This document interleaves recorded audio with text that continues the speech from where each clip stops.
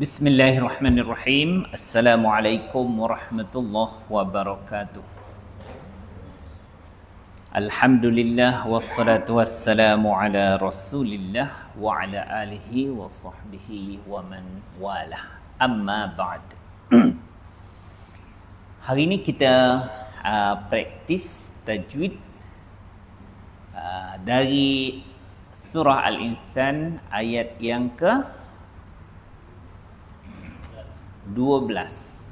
Betul Hari ini kita akan baca dan praktis ayat yang ke 12 hingga ayat yang ke 16. A'udzu billahi minasy syaithanir rajim.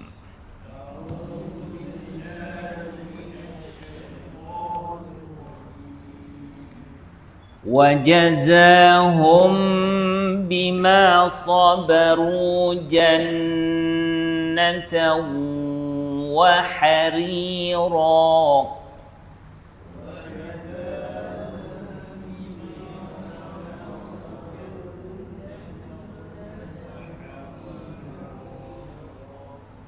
وَجَزَاهُمْ بِمَا صَبَرُوا جَنَّةً وَحَرِيرًا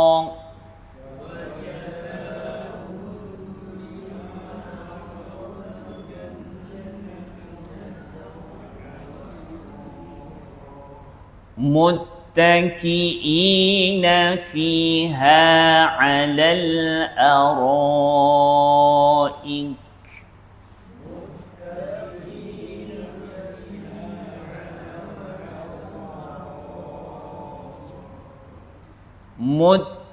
متكئين فيها على الأرائك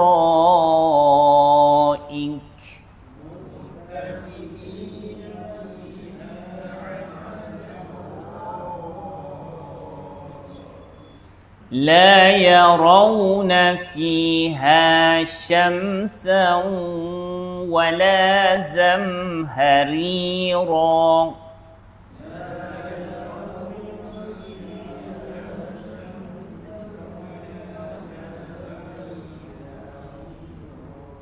لا يرون فيها شمسا ولا زمهريرا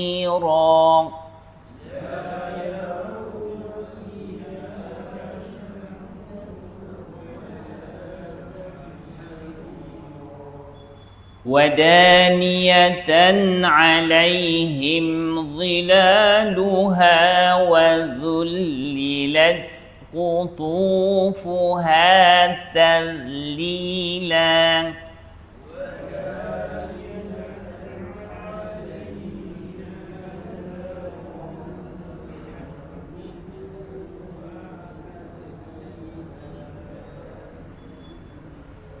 ودانية عليهم ظلالها وذللت قطوفها تذليلا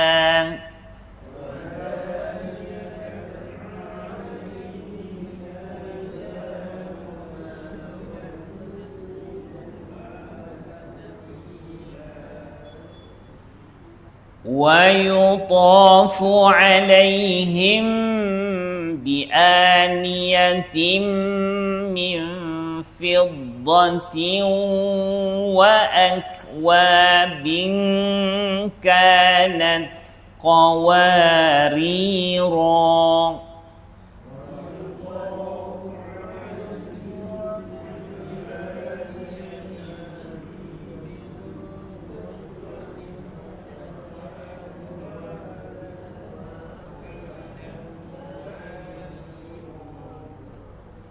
ويطاف عليهم بآنية من فضة وأكواب كانت قواريرا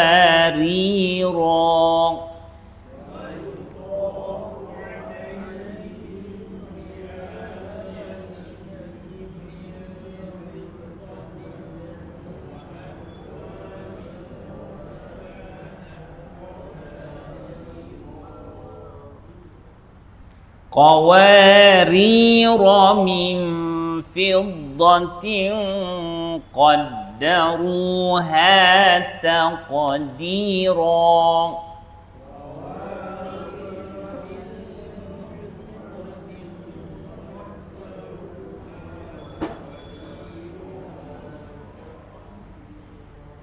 قوارير من فضة قدروها تقديرا.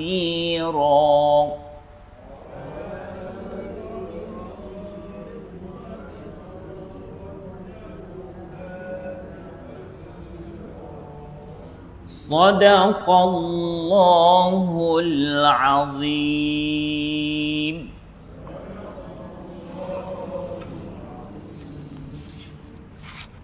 Hari ini kita ulang kaji lagi makhraj yang keberapa?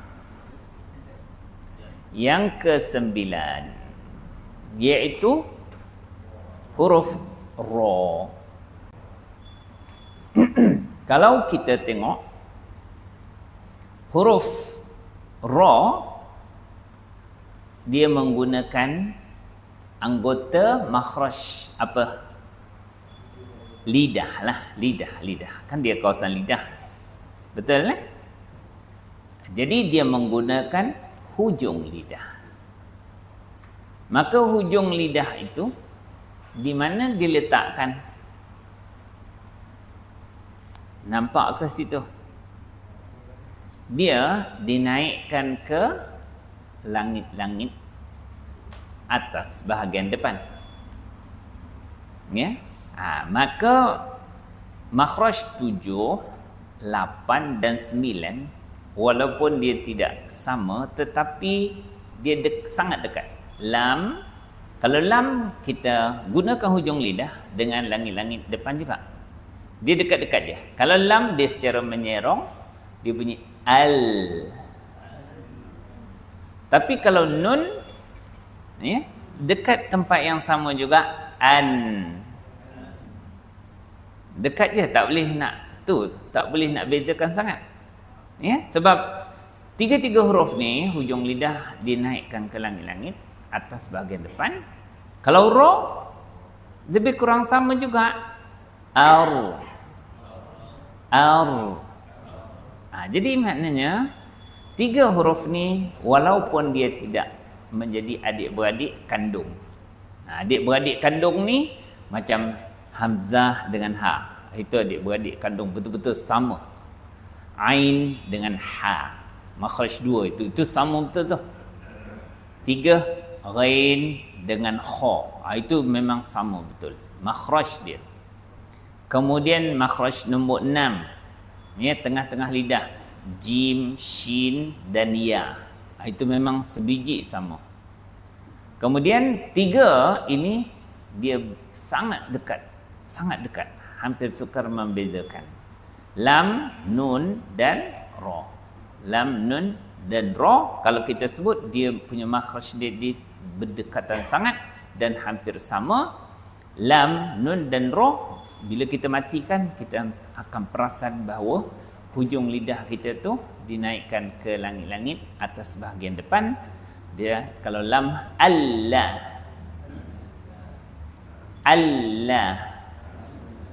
Kalau nun anna. La na. Dia dekat sangat. Kemudian ra kita matikan dia ar. Dekat-dekat juga. Ar-ra. Ar-ru. Ar-ri. Ri. Ra, ri, ru. Maknanya kita tetap menggunakan hujung lidah kita. Ya, kena dengan langit-langit bahagian atas. Ya, langit-langit memang atas lah tapi bahagian depan.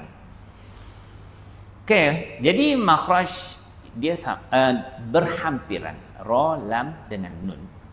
Tapi kalau yang adik-beradik makhraj yang ke-10 tu ta, ta, dal, itu sama betul-betul. Kemudian dha, za dan zal itu sama sebiji. Kalau zai, sin dan sad itu sama.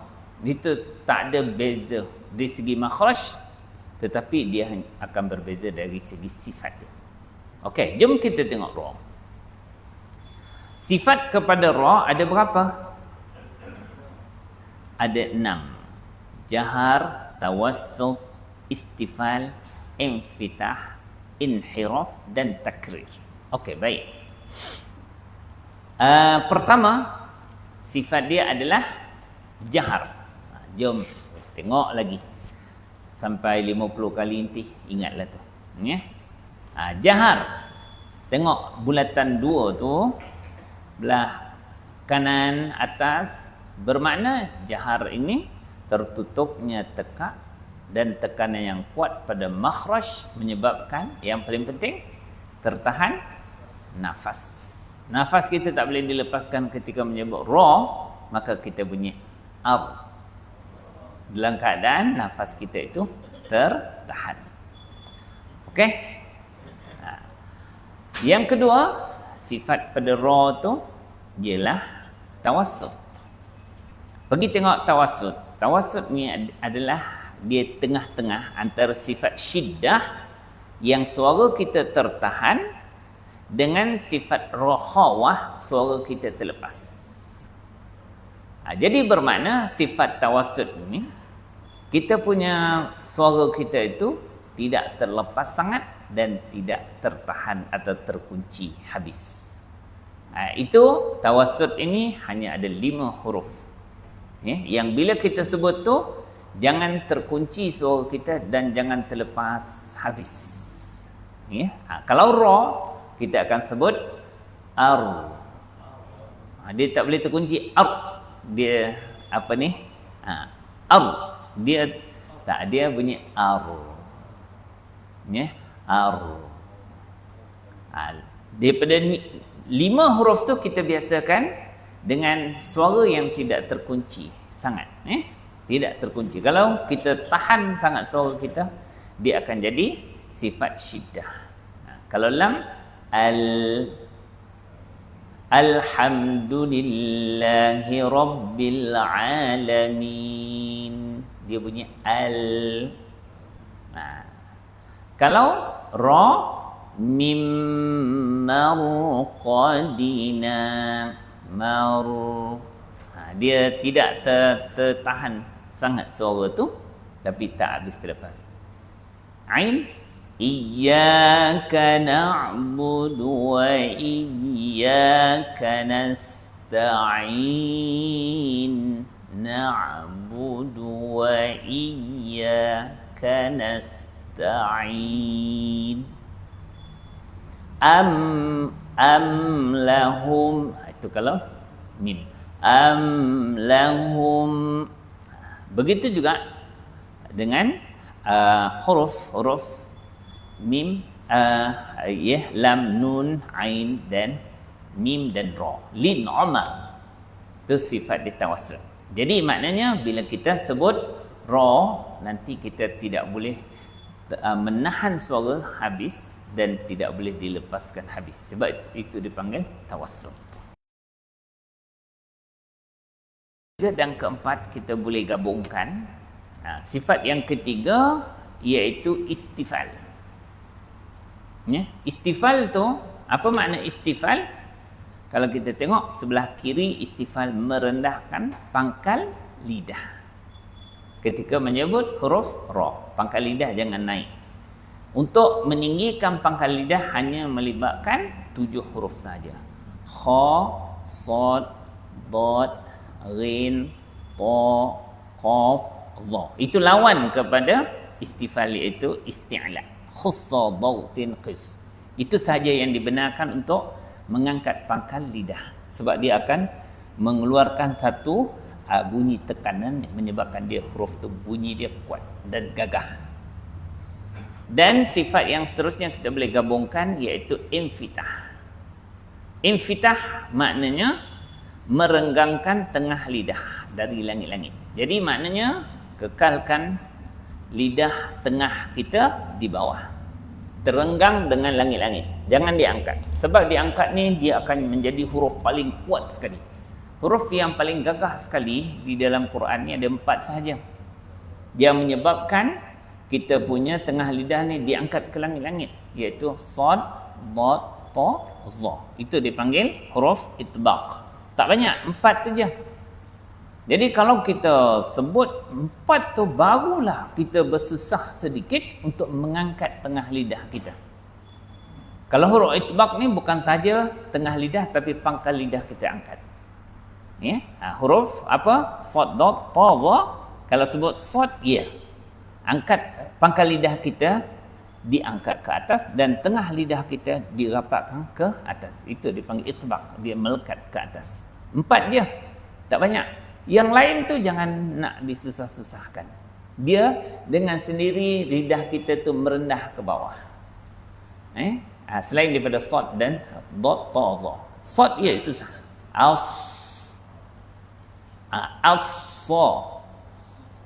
Memang kena angkat pangkal dan tengah lidah kita tu rapat ke atas.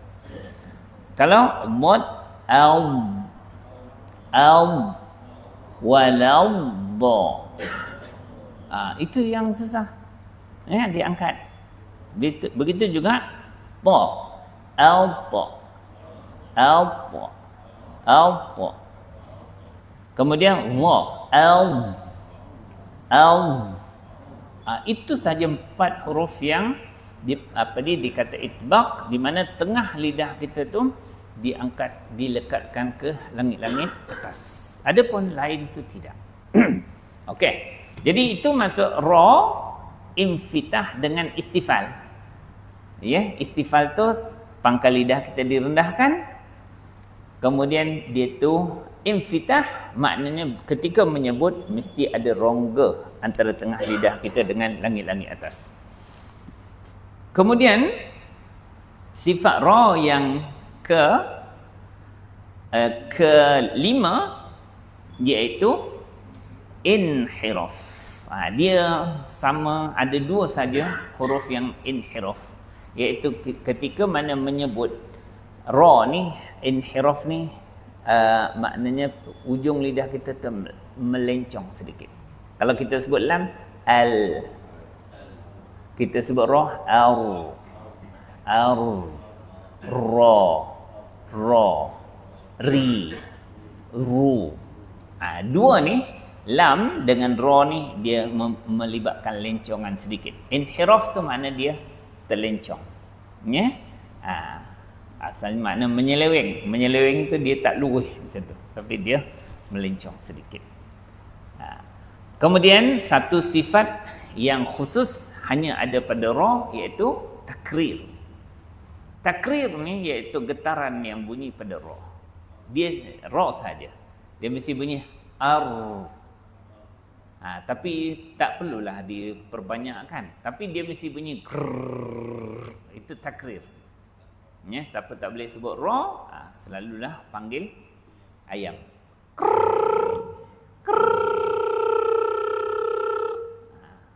Siapa yang ujung lidah dia tu tak bergegar, makna ra tu tak betul. Sebab dia akan jadi Ar-Rahmanir Rahim. Kalau dia baca Ar-Rahmanir Rahim, itu tak bergetar. Ar-Rahmanir Rahim.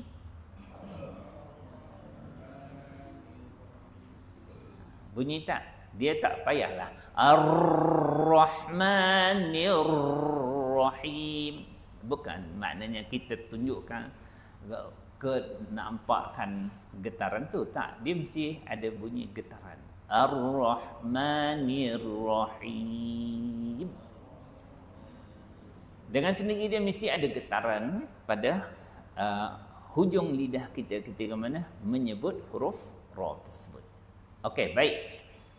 Itu kemudian ra tu ada 2 pembahagian hukumnya. Satu, nipis. Nipis ni bila dia berbaris di bawah, ya, dia akan bunyi nipis. Ri. Dia tak boleh baca ri, bukan ri, dia ri. Nipis, ya. Kemudian kalau ra tu mati sebelum dia baris bawah, dia juga akan menipis. Itu secara umum dia. Dan ada pun selain tu ra tu dia baris dia akan tebal. Kalau dia bagi depan atau baris atas, ra ru dia akan tebal. Apabila dia mati sebelum dia baris atas ataupun baris depan, mur. Kalau dia sebelum dia baris atas, maru, dia tebal. Ya? Dan ini adalah ada terdapat dalam hukum khusus ra. Kalau kita tajwid ringkas kita dah belajar lu. Ra tebal, ra nipis. Sila buka semula penerangan ringkas tentang ra tebal, ra nipis daripada buku Tajwid Mudah As'ad Humam tu. Itu pun sudah memadai. Ya, bila kita bertalaki, maknanya kita akan tahulah mana ra nipis, mana ra tebal. Guru akan betulkan kita punya ra tebal ataupun nipis. Jom kita tengok. Praktis ayat yang ke 12 sampai ayat yang ke 16. Banyak ra juga di situ. A'udzu billahi minasy syaithanir rajim.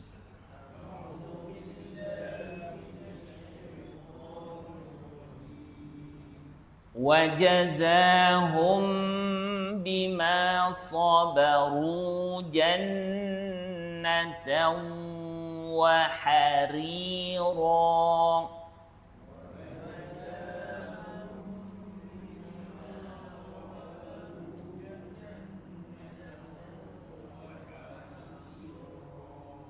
Itu semua ada. Ya? Bila ra bagi depan, sabaru, ru. Kita sebut sabaru. Itu tebal. Bila ra bagi bawah, dia nipis. Wahari. Ri. Bukan ri, bukan ri. Dia ri. Lepas tu ra bagi atas dia tebal. Ra. Waharira.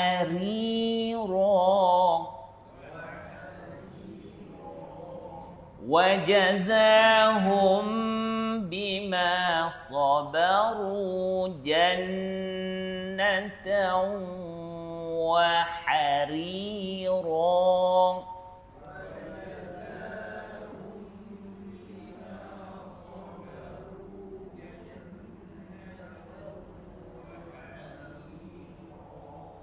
Semua ya. Ra bila baris bawah dia menipis. Kalau bagi atas, bagi depan dia tebal. Muttaqiina fiha 'alal araik.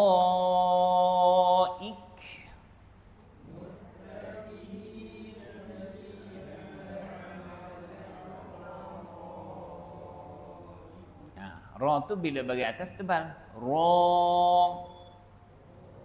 Jangan macam ra. Alal araik. Bukan ra. Dia ra.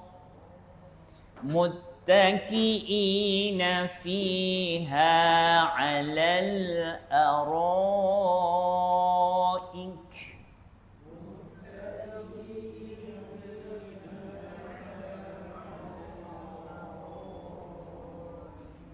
La yarawna fiha.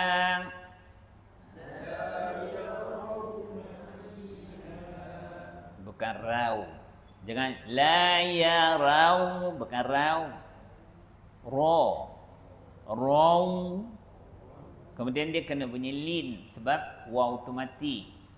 Dan sebelum dia bagi atas. Ya, lembut bunyi dia. La yarawna fiha.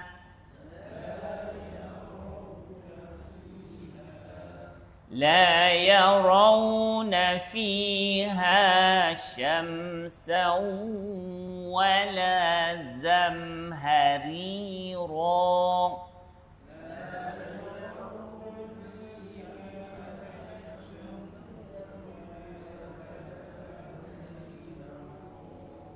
ri, nipis, ri, rong, itu tebal, rong, jangan baca rang, ya, baca rong, wala zamharirong,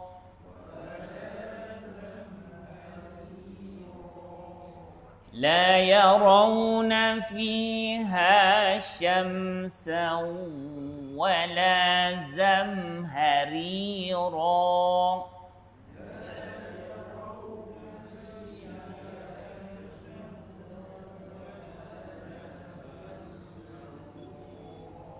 Shin tu bunyikanlah betul-betul tengah lidah sya. Dia kena ada sifat tafashi dia. Sya. Bukan cha. Bukan cam, bukan syam, dia syamsan wala zamharirong.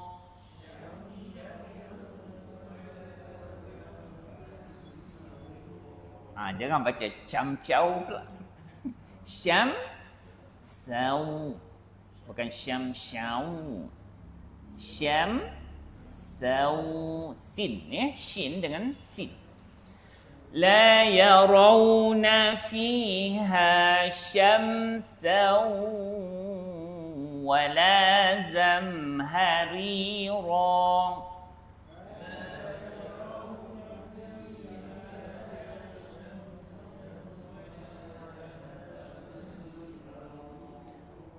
ودانية عليهم ظلالها.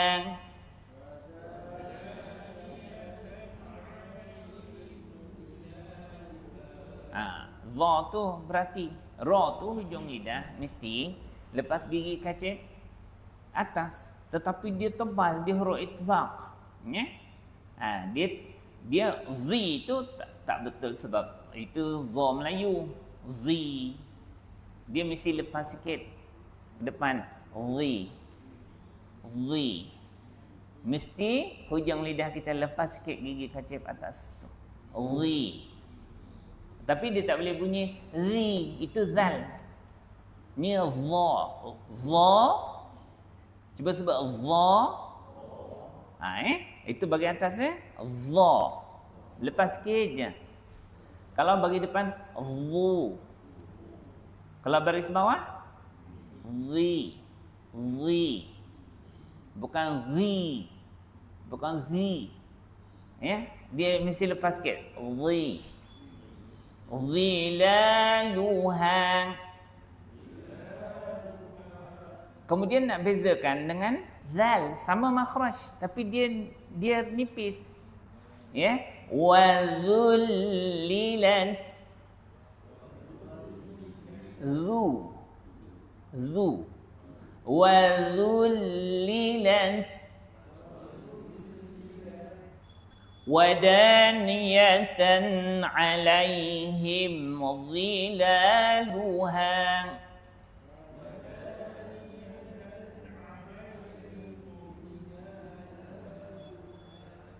وذللت قطوفها تذليلا.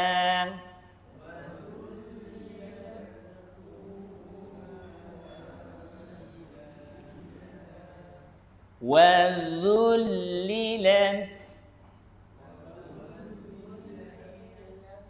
قطوفها تذليلا.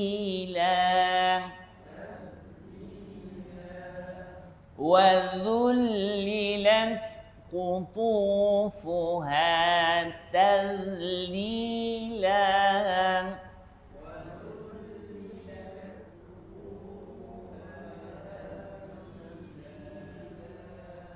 ويطاف عليهم بآنية من فضة وأكواب.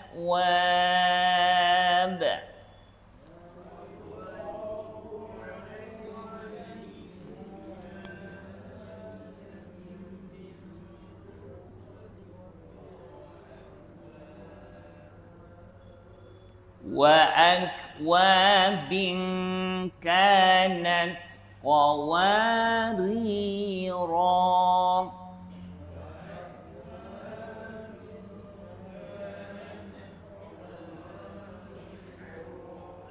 ri nipis ri ro tebal ri nipis ro tebal qawarira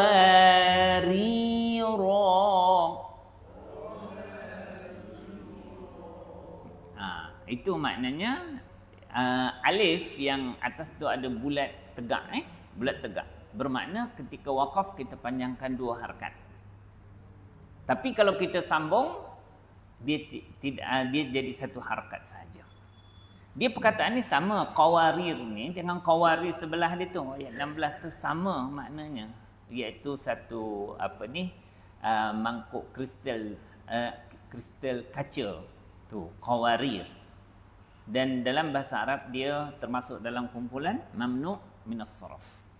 Mamnu' minas sarf ni isim yang tidak dibenarkan tanwin dan tak boleh terima baris bawah. Jadi qawarira itu dia bukan tanwin dah. Dia untuk menjaga rima.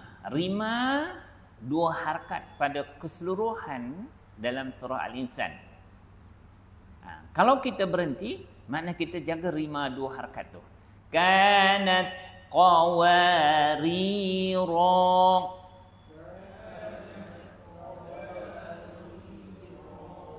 Tengok, kalau selepas itu dia tidak berada pada hujung ayat, maka dia tidak perlu dipanjangkan. Qawarira min fiddah.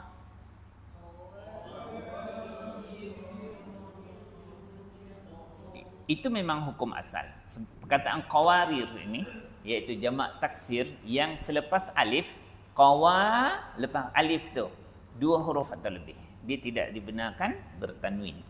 Jadi kalau dia sambung dia pada pangkal dia tak perlu dipanjang. Qawarira min fiddah.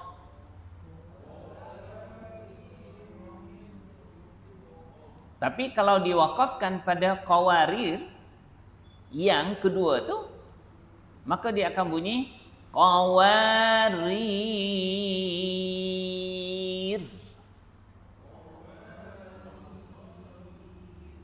Itu yang kedua. Sebab itu bulat, bukan bulat tegak, tapi dia bulat serong. Itu bermakna dia alif itu tidak berfungsi ketika waqaf dan juga ketika wasal. Waqaf masa kita berhenti pun dia tak berfungsi. Kita kena baca qawarir. Dan ketika sambung dia juga tidak berfungsi. Qawarira min fiddah. Boleh tak?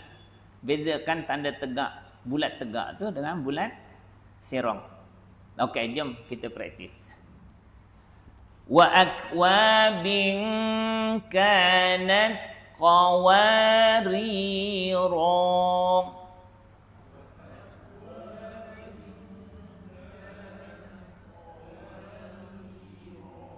Dua harakat bila berhenti. Bila sambung kanat qawarira min kanat qawarira qawarir. Kalau kita waqaf pada qawarir yang kedua, dia tidak perlu diraikan ra dia. Cuba. Kanat qawarira qawarir.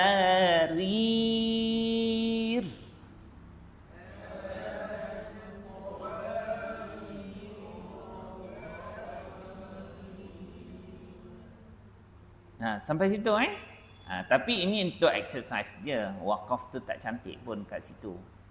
Ya, tapi nak faham makna apa makna bulat tegak tu. Bulat tegak tu dia ketika waqaf dia diraikan alif itu. Ketika wasal alif dia dikira tak ada. Tapi kalau bulat serong maknanya dia tidak diraikan. Cara bacanya ketika mana waqaf ataupun wasal.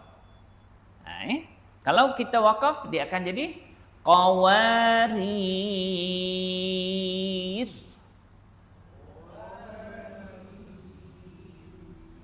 Makna alif dia dianggap tidak ada pada qawarir yang kedua.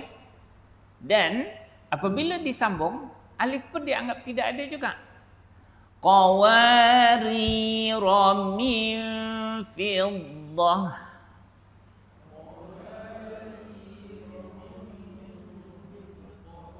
Boleh nah? Kalau kita wakaf pada qawarir yang kedua, cuba wakafkan qawarir.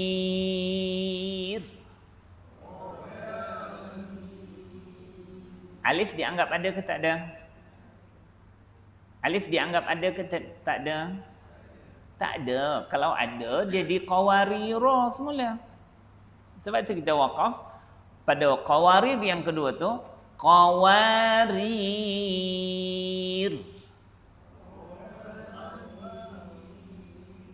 Bila kita sambung, alif ni kira ada ke tak ada bunyinya? Tak ada. Jadi tak boleh baca panjang. Tak boleh baca qawarira min fiddah. Tak betul Kita kena baca qawarira min fiddatin qaddaruha taqdira.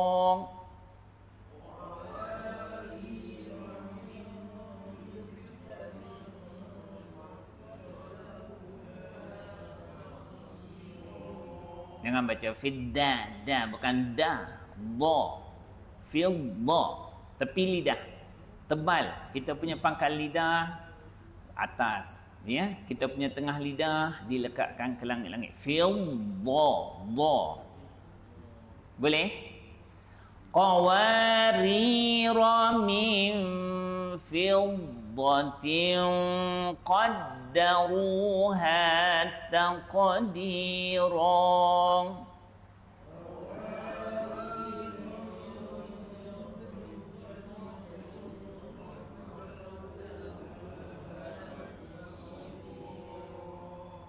Sadaqallahul azim.